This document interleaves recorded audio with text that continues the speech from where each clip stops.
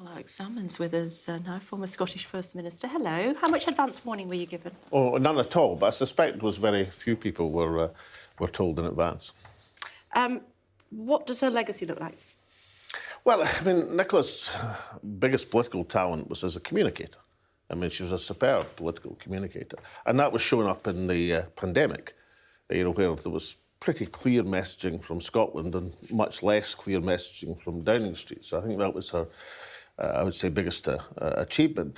Also winning elections. I mean, politicians are meant to win elections, and Nicola was very good at winning elections. So I'd say these were her two big achievements. What was her undoing?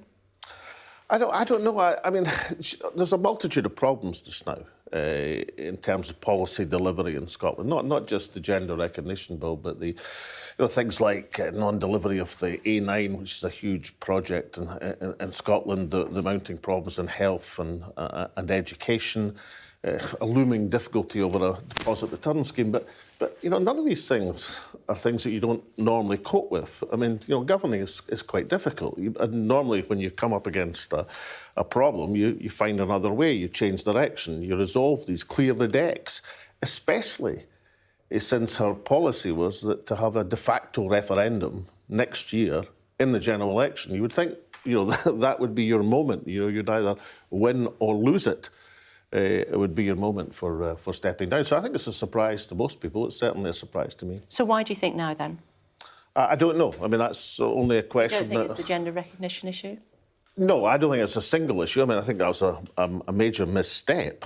And certainly the Scottish Press Corps and indeed the London Press Corps were on her case because it was legislation which quite easily you could detect flaws in it, to say the very least, and it alienated many women's campaigners, who saw it as a threat to their single-sex spaces. So it was a big misstep. But you'd think, what you would do there is you'd resolve it. You would come to a compromise with the Secretary of State for Scotland. You would accept the rebel amendments from the SNP backbenchers, and you'd resolve it. That's what you normally do when you come up against a political problem. It was causing a great deal of damage, but I can't see that as a single explanation. And the Supreme Court decision as well that went against her. Do you think it would ever have been possible for her to deliver independence? So she said it was her life's work.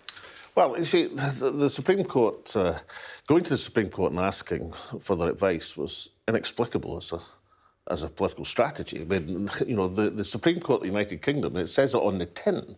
The Supreme Court of the United Kingdom is not the sort of institution which guides you through ways to dissolve the United Kingdom. So many people, including myself, thought that was extraordinary. I mean, what you do if you're running up against a roadblock for your own Lord Advocate, well, firstly, you shouldn't have that position because you'd make sure that it wasn't going to happen. But then you'd have your own referendum on a question that would be within competence. So going to the Supreme Court was a great puzzle, but then she said, look, we're going to have a de facto referendum. And what the puzzle is why isn't that being seen through? So that's one of the big questions for the future. The other big question, there's no obvious successor. I mean, when I stood down, I feel for Nicola personally today because I've been there. I've been at that point of resignation. But Nicola was the obvious successor back in 2014. Now you've got a field of people who, well, any one of a number could emerge as the winner. And I hope whoever emerges as that winner chooses to do two things. One is to reunite the national movement and perhaps do a bit more about separating the business of government, which is difficult, causes great controversy, from the cause of independence, perhaps through an independence convention. Because, back in 2014, there was an SNP government, which, was generally regarded as doing very well, but there was also an independence yes movement, which was larger than the SNP and larger than the SNP government. And when the government gets into trouble, as it's been doing recently, that's when, if you don't separate the two, it damages the independence movement as well. But you fell out badly, didn't you, a couple of years ago? She no longer had that air cover from you. Do you think that was one of, the first nail in the coffin? Well, obviously, the Nicola I knew back in 2014. There's not Nicola. You knew when she was 16, didn't you? Well, yeah, right back to 1992, I think was our first election, and I didn't recognise that same person in the last few years. But falling out with me is not a reason for resignation. I mean, that happened 2 or 3 years back. The reason for resignation must lie elsewhere. And only Nicola she didn't have the protection of you, in that a lot of people in Scotland still feel that you are, a valued politician. Well, maybe perhaps let's broaden it away from me. If you have what is many people are proposing, not just me, you have an independence convention to lead the independence movement, then you'll be able to take in advice and a contribution wider than the SNP government. Now, that would be a strength, not just any contribution I can make, but others can make as well. And Nicola was quite a narrowly focused decision-maker in government, much more narrow than I was. I mean, I used to listen to all sorts of people just to test ideas. That wasn't Nicola's style. Let's be clear about it, though.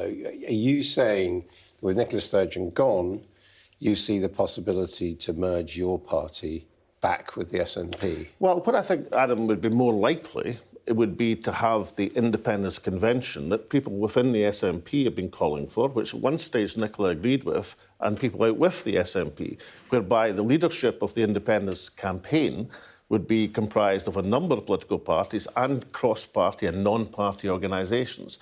Now, that's quite difficult to do if you confine the independence movement to government.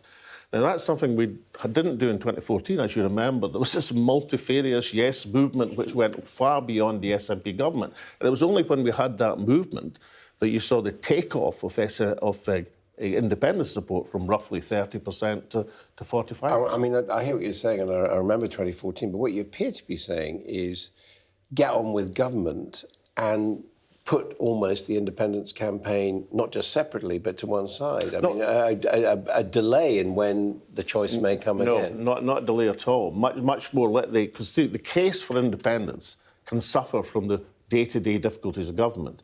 And then, there's an articulated case for Scottish independence to be made, which is beyond the exigencies of day-to-day governance of Scotland. Now, it helps, obviously, the case for independence if that bit's going well. But when that bit runs into trouble, as it has been recently, you've got to make sure that the fundamental case for independence isn't damaged. It's not, I mean, on the contrary, not a delay. On the contrary, I think that would help to accelerate. But you can't win independence unless you convince a steady majority of people that it's a good idea.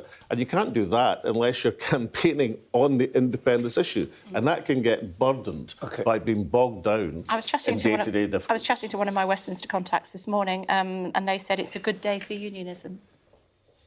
Well, we'll have to see. I mean, that's I've heard that line before somehow. It was always going to be a great day for unionism. This would happen, that would happen, the next thing would happen. But if let's Do you disagree?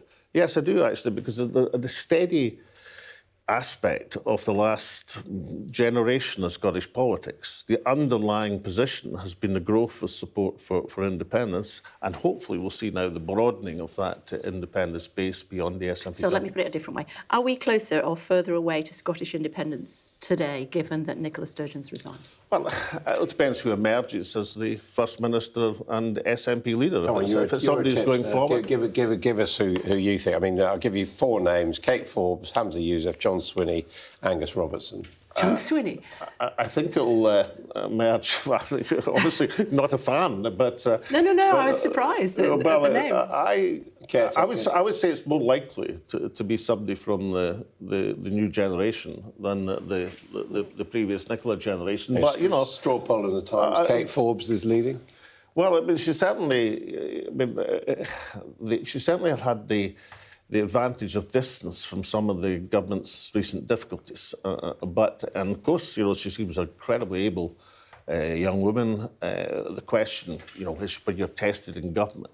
But I think the fundamental thing, there's a number of able people in the SNP. I mean, the SNP is not short of political talent, but of course, we'll now find out if they can take that talent into government. But the fundamental thing for me is someone, and there have been a number of voices saying, look, it's time to get a convention, to get the independence movement together and to get the show meaningfully back on the road. We must leave it there. Thank you very much indeed for coming in to join us this morning. Thank you very much.